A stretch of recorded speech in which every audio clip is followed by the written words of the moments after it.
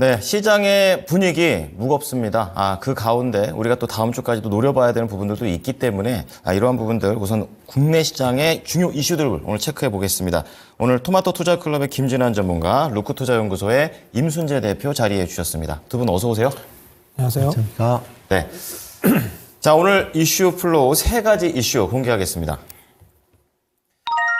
그중에 첫 번째 이슈로 바로 들어갈 텐데요. 바로 유가입니다. 이번 주에는 계속 유가 얘기를 안 할 수가 없는 그런 상황이 되겠는데요. 우선 전문가님부터 한 줄 평 들어보겠습니다. 네, 유가는 지속 상승 가능성이 있다라고 말씀드립니다. 네, 자, 임순재 대표는요. 네, 저는 좀 약간 좀 다르게 생각해서 단기적 이슈로 끝날 가능성이 있다라고 했습니다. 네, 약간은 온도차가 있는 한 줄 평입니다. 자, 김진환 전문가부터 들어보겠습니다. 네, 지난밤에 이제 6월 인도분 브렌트유 선물 가격이 종가 대비 1.5% 올라서 결국 배럴당 90.65달러로 거래를 마감했습니다. 앞자리가 바뀌었죠. 예, 90달러 됐어요. 그래서 어떻게 보면 이렇게 임계점 거의 다 왔다고 저는 보거든요. 90달러. 그래서 우리 저희 대표님 말씀대로 우선은 임계점에 도달했기 때문에 뭐 내릴 수도는 있어 보이는데 저는 그러니까 이슈적으로 좀 본 거거든요. 네. 지금 제가 어제도 말씀드렸는데 네타냐후 이제 이스라엘 총리가 지금 정치적으로도 수세에 몰려 있습니다. 어제가 아니라 이번 주 내내. 그죠? 예. 그래서 제가 웃음기가 사라져가지고 우리 앵커님께서 그러는데 그래서 결론적으로 그러니까 지금 내부의 불안을 잠재우기 위해서 일부러 친 부분이 있습니다. 이란 쪽을 시리아 영사관을 타격했지 않습니까? 네. 당연히 이제 이란 쪽도 제가 그냥 이렇게 물러설 그런 나라가 아니라고 얘기했지 않습니까? 그렇죠. 그래서 잘하면 2일 내에 이제 이스라엘에 대한 또 공격이 나올 수 있다라는 불안감이 좀 있습니다. 그것 때문에 지금 간밤에 어떤 유가가 좀 상승을 한 부분이 있고요. 여기에 이제 또 어제 제가 일정 말씀드렸지 않습니까? 석유 수출 기구 오펙 플러스 거기에서 당연히 장관 회의에서 감산 정책 유지하기로 했습니다. 그 부분도 컸고요. 네. 그리고 이제 중국이 다소 제가 좀 살아난다고 했습니다. 그래서 구리도 보시라고 했는데 이 구사는 오늘 좀 가는데 그러네요. 이런 부분 수요적인 부분에서 이제 살아날 수가 있는데 공급을 틀어 막으니까 이제 상승하는 추세가 있고 그다음에 당연히 지정학적 리스크 요것이 좀 큽니다. 그래서 지금 안 그래도 계속적으로 뭔가 이제 중동에서 위기감이 계속 있습니다. 이런 부분들 때문에 아무래도 계속적으로 좀 끌어올리는 부분이 있어요, 유가를. 그래서 이런 부분이 근데 단기에 좀 해소될까 좀 이런 생각을 좀 하고는 있습니다. 그래서 단기적으로는 이란의 어떤 공격이 예측이 되기 때문에 해칭주적으로 좀 보시는 것도 좋을 것 같아요. 그래서 제가 흥구석유나 뭐 한국석유 같은 그런 테마주보다는 SOL 보시라고 했습니다. 정제 마진 계속 올라가고 있다 그랬는데 그렇죠. 결국 계속해서 올랐으면 제가 지난주부터 얘기를 드렸는데 오늘도 4% 올라가요. SOL 뭐 최근 신고가거든요. 그래서 이런 종목가 뭐 트럼프 관련주로도 또 보지 않습니까? 그렇죠. 전통 이런 에너지주 좋아하니까 그쪽 섹터 그쪽이 그래서 그런 쪽으로도 겹테마적으로도 봤었는데 좋은 흐름이에요. 그래서 눌리면 계속 보시는 전략 괜찮아 보이고요. 100달러까지는 그래서 이제 해외에서는 WTI 기준으로 오를 수 있다라고 얘기가 나오고 있어요. 그래서 지정학적 리스크 좀 보신다면 그것도 좀 가능한 시나리오이긴 한데 저희는 근데 알 수가 없습니다. 그래서 대응하는 수밖에 없는데 그래서 테마주보다는 정제마진 관련해서 SOL 정도 지속적으로 보시는 게 어떨까 합니다. 네. 자, 그럼 미국이 잘 좀 말리지 못할 것 같다. 그것도 좀 그 판단 안에 들어가 있는 건가요? 아무래도 그 바이든 대통령이 이제 좀 살짝 종이호랑이 느낌 아니겠습니까? 그렇죠. 레임덕이거든요. 지금 이제 올해 대선이기 때문에 시장의 어떤 영향력, 그 국제적인 영향력이 좀 많이 좀 떨어진다라는 그런 평이 좀 많습니다. 그런 부분들도 지금 장악을 좀 못하는 느낌이에요. 이스라엘에 대한 어떤 바이든이 좀 그 전화 통화로 경고를 했는데 잘 안 됐습니다, 이스라엘도. 그리고 네타냐후 총리의 어떤 그런 개인적인 어떤 문제, 정치적인 어떤 리스크가 그게 뭐 경고한다고 되는 문제도 아니고 그리고 이란도 공격을 받았기 때문에 쉽사리 잦아들진 않을 것 같습니다. 네. 자, 계속 좀 중장기적인 그런 관점도 느껴지는 전쟁 분위기입니다. 자, 이번에 대표님인데요. 좀 단기적으로 좀 보셨어요? 네, 일단 뭐 이스라엘이 이제 뭐 이란을 공격을 영사관을 공격을 했기 때문에 그거에 대한 이슈가 나올 가능성은 충분히 있다라고 생각이 되고 있고요. 특히 뭐 이란 같은 경우도 뭐 48시간 내에 뭐 이스라엘 관련된 뭐 이스라엘 즉 본토나 아니면 뭐 해외 그 공간에 대한 뭐 공격을 할 것이다라는 그런 뭐 얘기들은 많이 나와 있습니다. 그렇지만 이게 뭐 될지 안 될지에 대한 부분도 여전히 좀 미지수다. 있다라고 보여지고요.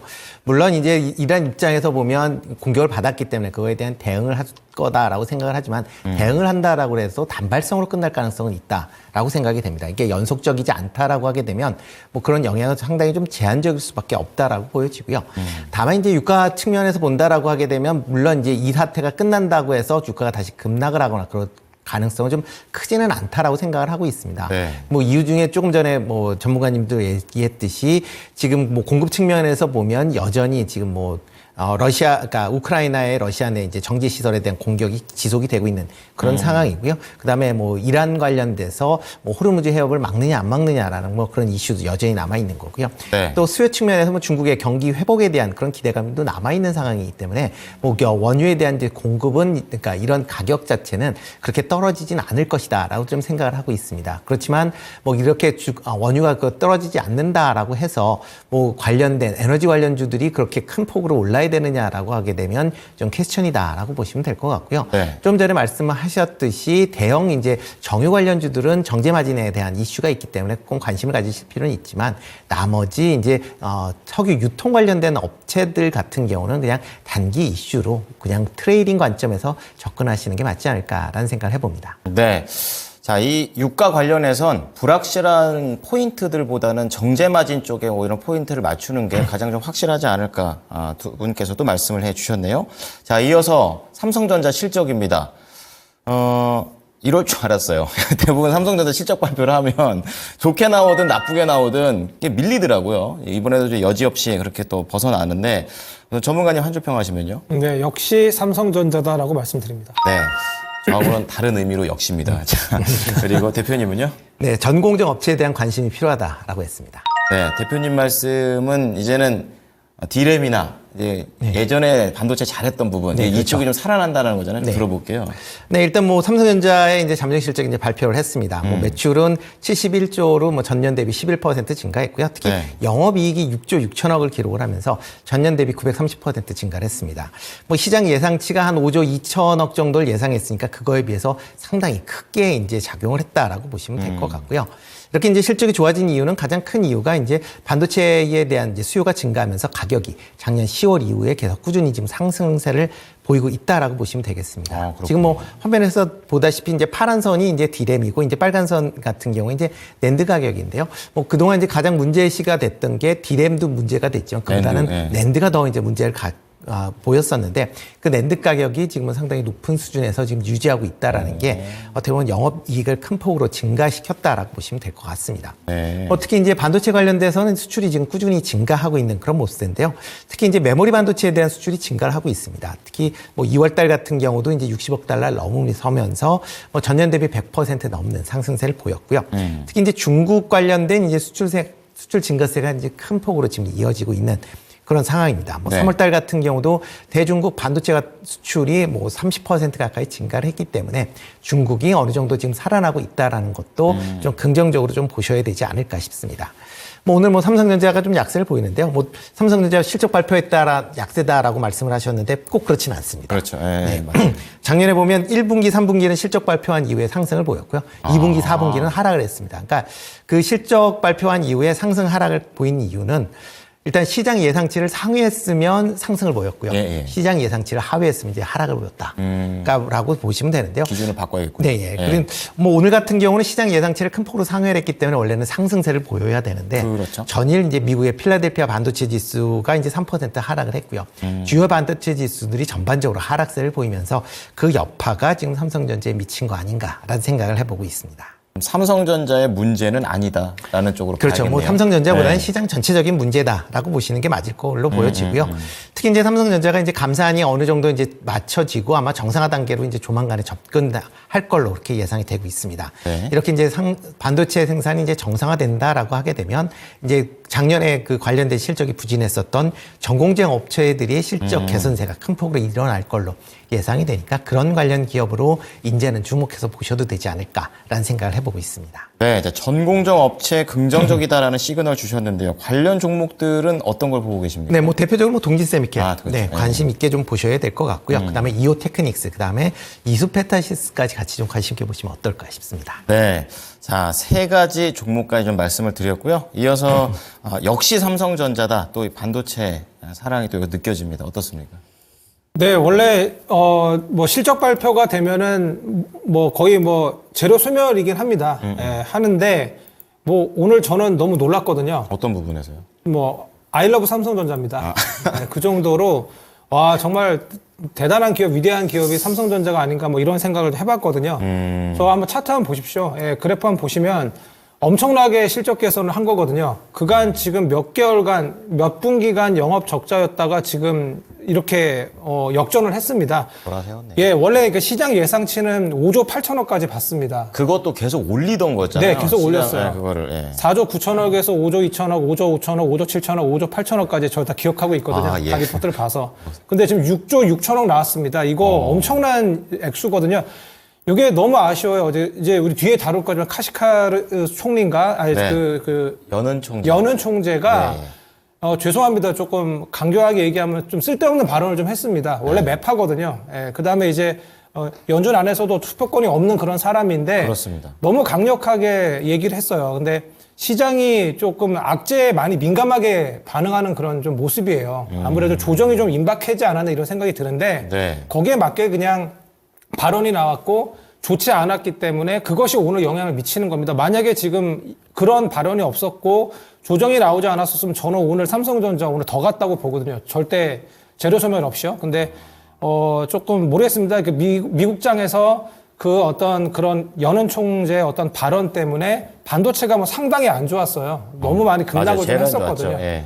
그 부분이 좀 많이 영향을 끼치는 것 같습니다. 오늘 그래서 삼성전자도 오늘 개파락 많이 안 했고 아까는 좀 버텼거든요. 근데 지금은 좀 밀리네요. 예, 지정학적 어떤 리스크 이런 것도 있고 아직 해결이 안 된 부분들도 많고 그러기 때문에 시장의 어떤 상황상 좀 밀린다고 저는 보고 있어요. 그래서 원래는 2분기 실적이 6조 나올 거, 영업이익이 6조, 그 다음에 이제 3분기에 11조, 4분기에 12조 나올 걸로 보고 있었는데 이게 벌써 1분기에 6조 6천 나온 겁니다. 그래서 저는 뭐 너무 삼성전자에 대해서 긍정적이거든요. 네. 그래서 만약에 이제부터 내리면은 사셔야 되는데 물론 이제 문제가 이제 미국에서 이제 이 연준이 이제 금리 인하를 안 하게 되면은 성장주가 좀 타격을 입지 않습니까? 네. 그 부분이 조금 부각이 되는 흐름인데 좀 예의주시할 필요가 좀 있습니다. 뒤에 좀 얘기 드리겠지만 그래서 앞으로만 조정이 나오면 반도체는 좀 봐야 되고요. 그리고 이제 이런 부분이 결국 HBM 쪽 삼성전자는 이제 하반기에 좀 이제 유리합니다. 그런 부분이 있고 DDR5 같은 고부가 가치 제품 이런 것들 판매 확대 같은 것들 그다음에 D램의 어떤 가격 상승 네. 특히 이제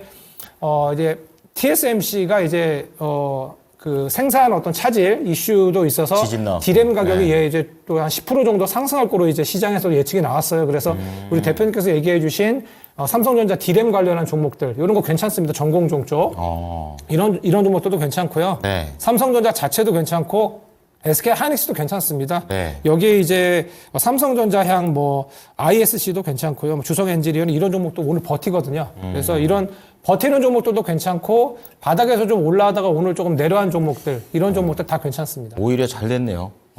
예, 오히려 반도체 안 갖고 계신 분들은 오히려 이제 매수 기회가 이제 며칠 동안 주지 않을까 합니다. 네. 자, 오늘 반도체 하락에 실망할 거는 아닌 것 같습니다. 오히려 기회로도 생각해 볼 수 있네요. 자, 마지막으로는 이제 글로벌 시황 쪽으로 한번 눈을 넓혀보는 건데, 진짜 이 연준위원들의 발언들 때문에 계속해서 오르락 내리락 하고 있습니다. 자, 근데 간밤에는 또 매파적으로 아주 또 강하게 얘기가 나와가지고요. 좀 다뤄보죠. 자, 전문가님 한 줄 평은요? 네, 어차피 나올 조정이었다라고 말씀드립니다. 대표님은요? 네, 기업 실적이 방향성을 정할 것이다라고 했습니다. 네. 두 분 얘기를 들어보니까 흔들릴 필요가 없구나. 좀 이런 생각이 듭니다. 자, 우선 전문가님부터 들어보겠습니다. 네, 연준 내 매파 의원입니다. 이 닐 카시카리, 그러니까 미네아폴리스 연방준비은행 총재입니다. 예, 맞습니다. 예. 이분이 이제 좀 얘기를 했어요. 인플레이션이 뭐 계속 횡보한다면 금리 인하를 할 필요가 있는지 의문이다. 뭐 이런 식으로 얘기를 했습니다. 안 해도 된다는 거죠? 예, 그래서 이것 네. 때문에 이제 미국장이 상당히 좋았어요. 좋다가 급락을 이제 하게 됩니다. 네, 그래서 초반에 오르다고. 예, 급격히 하락을 했는데 이제 오늘이죠. 오늘 밤에 이제 미국 3월 고용 보고서가 이제 나옵니다. 그래서 이것도 좀 핵심이에요. 중요한데 네. 고용이 또 지난번처럼 1월이나 2월처럼 급격하게 또 좋으면은 문제가 생길 수 있습니다. 왜냐하면 좋아야죠. 네. 연준의 목표는 제가 말씀드리는 게 항상 두 가지예요. 네. 실업률을 낮추고 물가를 낮추는 건데 이 두 개가 반비례라고 했습니다. 제가. 맞아요. 예, 그래서 실업률을 낮추려고 하면은 그럼 돈을 좀 풀어야 되는데 또 돈을 풀면 물가가 또 올라가거든요. 그렇죠. 그렇기 때문에 지금 고용이 너무 좋으면 그냥 연준은 물가만 잡으면 됩니다. 맞아요. 물가가 지금 2%대 안 나왔기 때문에 그러니까 지금 고용이 너무 좋게 나와버리면 그럼 연준은 이제 안심하고 물가만 잡으면 돼요. 그래서 예, 그래서 상당히 중요한 지표입니다. 그래서 이 부분을 좀 주목해봐야 되는데 이것 때문에 안 그래도 위축이 되어 있었는데 이 연방준비은행의 이 총재가 이 분께서 얘기를 좀 강하게 좀 했습니다. 그래서 이 부분 때문에 미장이 좀 급락이 좀 나온 부분인데요. 근데 제가 좀 주목할 부분이 하나 있어요. 원래 이렇게 좀 강성 발언이 나오면은 크게 뭐 시장은 이렇게 많이 동요하지 않았습니다. 매파 의원들이 발언을 하면. 그러니까 이분은 투표권도 없고 그냥 맞아요. 매파인 사람이 매파 얘기를 했는데 왜 이렇게 밀리냐 이거죠. 네. 그래서 그러니까 저는 엔비디아가 대장주 아니겠습니까? 그렇죠. 근데 예. 최근에 5일선을 차트적으로 보면 좀 못 넘었어요. 계속해서. 그러니까 지지부진하고 좀 에너지가 좀 기간 조정을 좀 들어가면서 다시 이제 5월 달에 이제 네. 엔비디아 실적 발표가 나오거든요. 예. 그때 상승을 하려면 조금 응축을 좀 해야 되지 않나 이런 생각을 좀 했습니다. 아, 그런 예, 관점이시군요. 저도 지금 예. 결론을 말씀드리면 반도체도 좀 떨어져야 돼요. 왜냐하면 4월 말부터 이제 실적 발표가 나오기 때문에 그때 오르기 위해서는 지금 좀 내려주는 것도 맞습니다. 그래서 필요한 조정이군요. 네, 그래서 저는 필요한 조정이라고 봤고 가장 중요한 게 그거예요. 10년물 국채 금리가 오히려 하락했어요. 원래 올라야죠. 예, 원래 올라야 돼요. 매파 오른 적이었어요. 다음에 네. 나스닥도 엄청나게 떨어져야 돼요. 원래 이 시나리오가. 근데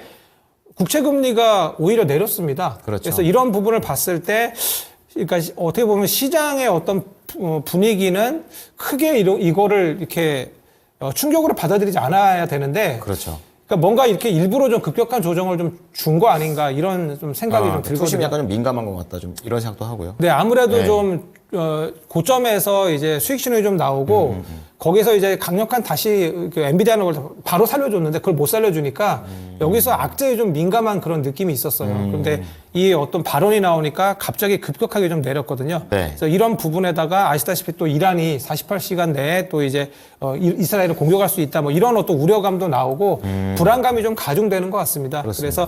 그래서 오늘도 지금 관련주 탑픽 뭘 봐야 되나 하면은 뭐 아시잖아요. 해칭주 뭐 흥하해운이나 뭐 그다음에 뭐 제주은행 그렇죠. 뭐 예. 이런 것들 보이시지 않습니까? 예. 근데 저는 오히려 그냥 반도체라고 했습니다. 왜냐하면 차라리 이럴 때 조정 나올 때 며칠 보시고 반도체 쪽 사는 게 맞지 않나. 왜냐하면 우리 대표님도 말씀해 주셨거든요. 네. 결국에는 기업의 실적입니다. 그렇죠. 그리고 이제 미장도 마찬가지로 반도체가 끌어올려줬어요. 실적에 대한 기대감 때문에. 네. 그것이 유효합니다, 저는. 예, 성장주에 대한 어떤 믿음을 버리시면 주식에서 돈을 벌지 못하지 않나. 뭐 이런 생각까지 하고 있습니다. 네, 전문가님의 선택과 기준을 느껴볼 수 있는 발언이었던 것 같습니다. 자, 대표님께서는 이 부분 어떻게 보십니까?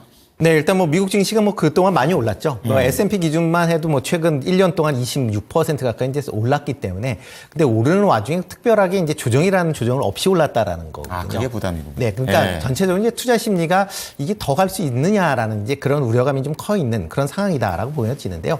그런 와중에 최근에 이제 미국에서 나오는 경제 데이터가 상당히 미국 경제가 아직 튼튼하다라는 걸 지금 보여주고 있다라고 예, 예. 보시면 될 것 같습니다. 뭐 오늘 나오는 이제 고용 지표 같은 경우도 지금 시장에서는 뭐 생각보다는 좀 강할 것이다라는 그런 이제 전망치가 나오고 있는 그런 상황이다라고 보여지고요. 예. 그러다 보니까 이제 연준 입장에서 보면 일부 지표를 갖고 기준금리를 낮추기에는 또 그렇게 된다라고 하게 되면 이렇게 튼튼한 경제 상황에서 버블이 낄 가능성에 대한 우려도 같이 가질 수밖에 없다라고 보여지고요.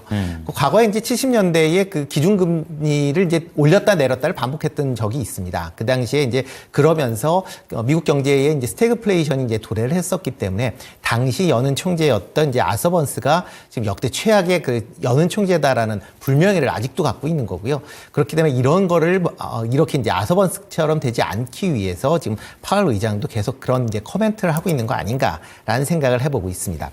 아마 오늘 고용지표, 그 다음에 이제 다음 주에 CPI가 나온다라고 하게 되면 관련돼서 아마 전체적으로 조금 조정을 받을 가능성은 있다라고 좀 생각을 하고 있는데요. 네. 그렇지만 이제 4월 15일 날 이후에 지금 금융주들이, 그러니까 미국 같은 경우 금융주들이 본격적인 이제 그 1분기 실적을 발표하면서 그쵸. 전반적으로 이제 금융주, 그러니까 여러 기업들의 실적 발표가 있을 걸로 예상이 되고 있습니다. 지금 고금리 하에서 기업 실적들이 나빠질 것이냐라는 그런 이제 우려감이 있는데 지금 시장 예상치로는 그럼에도 불구하고 기업 실적이 좋을 것이다라는 예상들을 하고 있고요.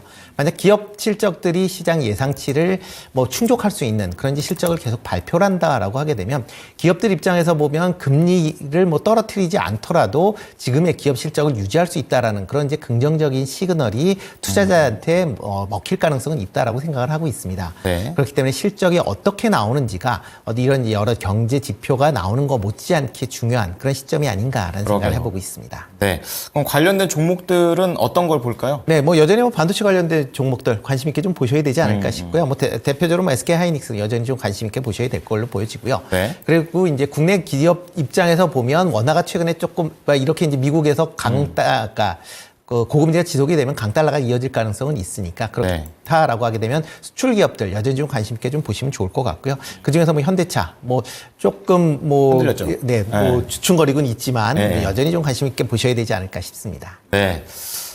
심리가 흔들릴 때는 숫자를 믿어야 되는 것 같습니다. 오늘 두 분 얘기 잘 들었습니다. 고맙습니다. 감사합니다. 네, 지금까지 이슈플로우였습니다.